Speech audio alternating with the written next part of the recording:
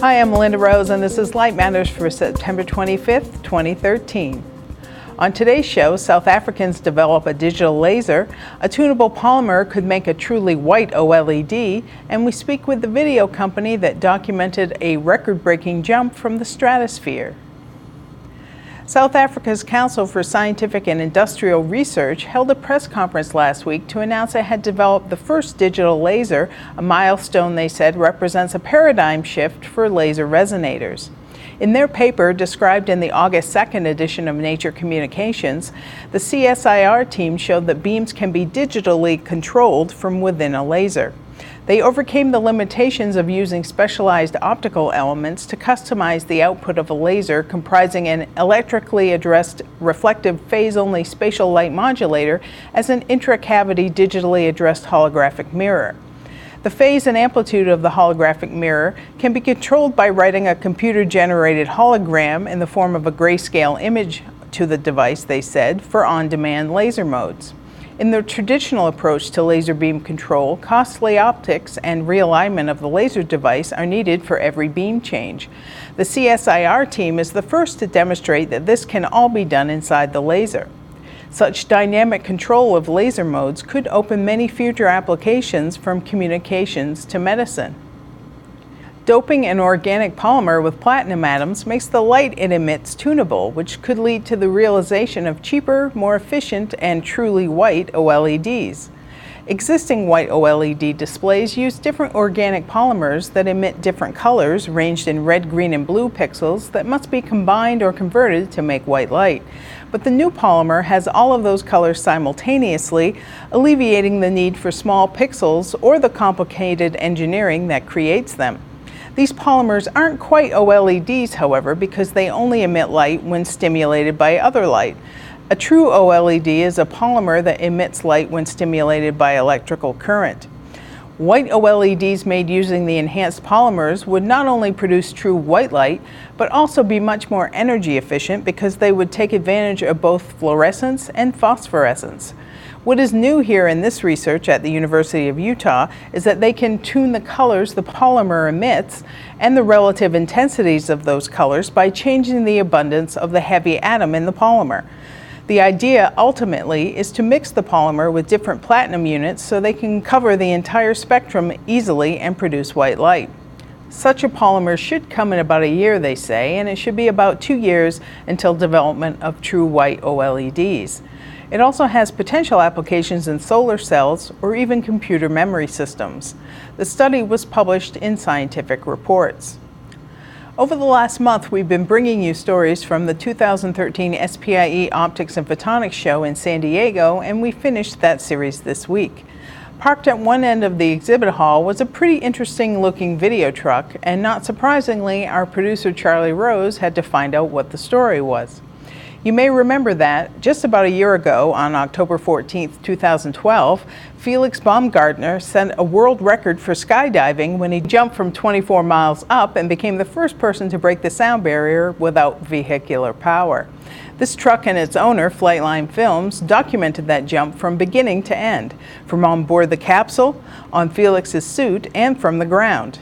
Jay Nemeth of Flightline spoke at an OMP plenary session and to us about the project, the work they do, and what it took to put it all together. The J-Layer, which is our long-range optical tracking truck, was driven and built specifically for the Red Bull Stratos mission. We needed something that could track a man from as high as a 60-mile slant angle. And we looked at a lot of alternatives and decided the best thing was to just build it ourselves. And that's what we've done. On the business end of the truck, we've got a MOTS mount, mobile optical tracking system. We have 2 of these, and they spent most of their life filming space shuttle launches. And when the Cape retired these, we acquired them, updated the electronics, and we took one and mounted it on the back of a control truck, satellite truck, so that we would have a one-piece, fully integrated tracking system with telescopes, a control room, generator, and satellite uplink. Our other unit, the pedestal, stays on a trailer for 360-degree viewing, but we've attached the telescopes that are necessary for long-range tracking, shortwave infrared cameras, high-speed digital engineering cameras, and a wide-field acquisition camera. We knew we had to track the balloon, the capsule, and especially Felix, and that drove really the focal lengths of the telescopes and what types of sensors we'd use. As it turns out, they're optimized for a variety of other missions. We've tracked aircraft, other private vertical rocket launches. The system is very flexible, so if we have a customer who needs to use a special spectrometer or a much longer focal length telescope, we can put up to 1,500 pounds of devices onto the pedestal, and we just bore sight those in like our other optics.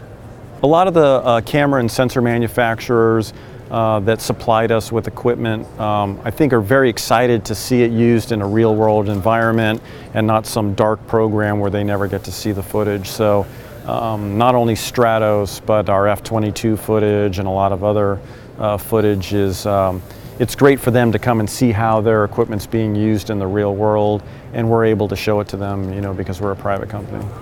The camera system for the capsule was a real challenge because we had to space qualify so much of that equipment, and you know, there was a lot of attention that had to be paid to the optics. For example, the pressurized housing, that front glass has to be 3/4 inches thick from a safety standpoint to withstand the pressure inside, but it had to be accurate to better than a quarter wave in the visible spectrum.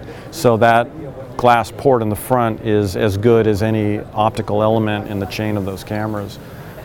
While the jump in its filming didn't really break any new ground in photonics, as most of the advances were in the biomedical field, they were able to break ground in creating a system as good as what the government uses, but at a fraction of the cost and in a fraction of the time. Interestingly, they began their research on the gear they would need at the 2009 SPIE Optics and Photonics show, ultimately working with a number of companies in the photonics industry. Well, that's it for this edition of Light Matters, the Photonics Industry's only weekly newscast. As always, you can write to us with your comments or questions at lightmatters@photonics.com.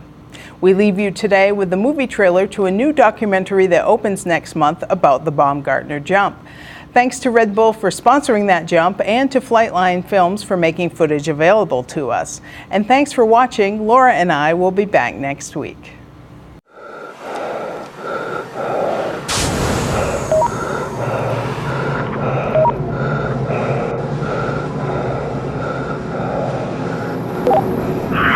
I'm going over.